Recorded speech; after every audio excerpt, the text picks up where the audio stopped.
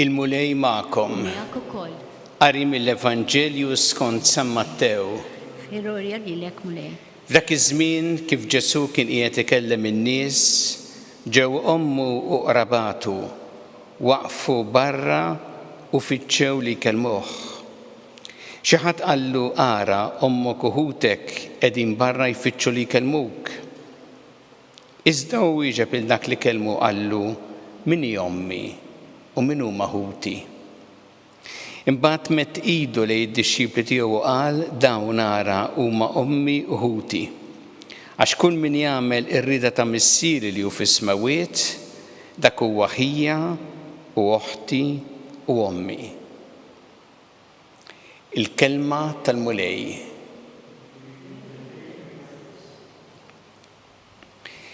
Il-kliem ta' Ġesu li smajna fl-Evanġelju llum jista' għal mument jinħass insensittiv, speċjalment lejn ommu. Hawnhekk naraw li Ġesu kien qiegħed ikellem lin-nies, imbagħad xi ħadd jiġi jgħidlu hawn ommok u ħutek, kif nafu fl-Evanġelju ħutek huma rabatek, qegħdin ifittxu li jkellmuk.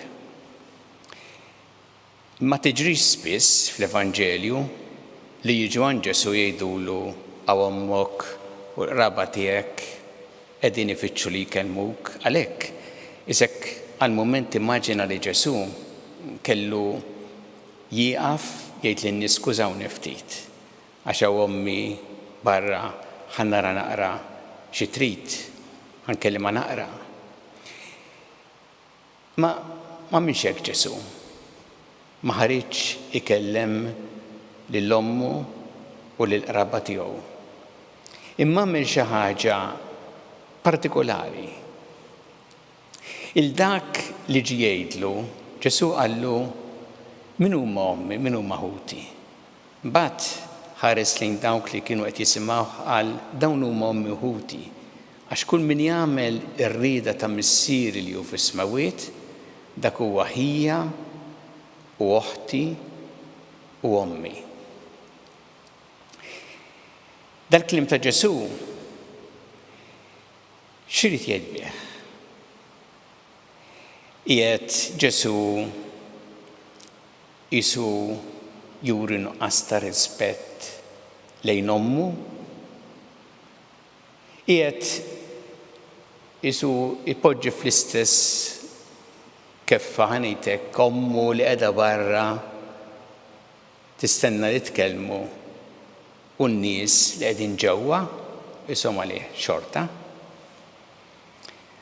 M'hemmx nuqqas ta' rispett dan li jgħid Ġesu. Anzi, meta aħna naqdu dan li jgħid Ġesu mar-rakkonti fejn hemm Marija preżenti fl-Evanġelju, nindunaw x'qed jagħmel Ġesu hawnhekk. Illa li Ġesu hawnhekk bil-kliem tiegħu qed ifaħħar lil Marija għal kobor tagħha. L-ewwel nett il-kobor tagħha huwa fli għamlet ir-rieda tal-mulej. U hija l-ewwel u l-akbar eżempju għal kulħadd f'dan li hi dejjem fitxet li tagħmel ir-rieda tal-mulej. Fil-fatt tolqotna f'Marija kif l-ewwel rakkont meta jidher l-Anġlu Gabriel u jgħidilha bil-ħsieb ta' Alla li ssir omm Alla, hi ma setgħetx tifhem, ma kinitx qed tara ċar, imma meta ndunat li minn Alla qalet hekk jispiċċa r-rakkont hawn jiena il-qaddejja tal-mulej ħajsir minni skont kelmtek. U nafu li dal-kliem Marija mhux biss qaletu dikinhar, imma għexitu ħajjita kollha sal-akbar mument ta' tbatija meta kienet taħt is-salib ta' Ġesu.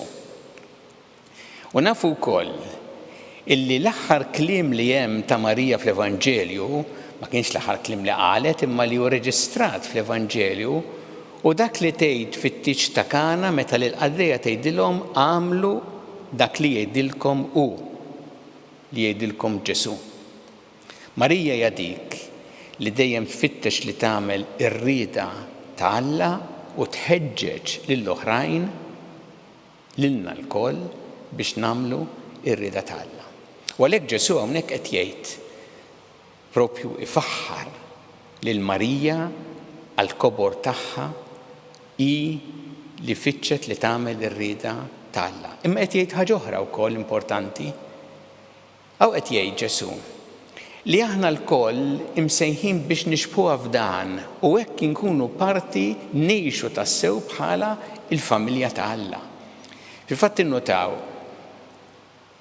Ġesu kienet waħda, Marija, dik li weldetu, ħadd ma jista' jiġbaħha f'dan, imma li tagħmel ir-rieda ta' Alla, Marija l-aqwa eżempju f'dan, kulħadd jista' ifittex li jagħmel bħala u aħna l-koll imsejħin biex nixbħuha f'dan. U għalhekk Ġesu qed jgħid faħħar lil Marija f'xi ħaġa li aħna l-koll nistgħu nixbħuha anzi msejħin biex nixbħuha. Li nfittxu li nagħmlu r-rieda tal-Missier f'ħajjitna. Jew nitolbu llum fit-tifkira tal-Madonna tal-Karmnu nitolbu li hi tkompli tkun l-om li tħarisna u li takkumpanjana u li tgħinna biex f'ħajjitna nagħmlu dejjem ir-rieda ta' Alla.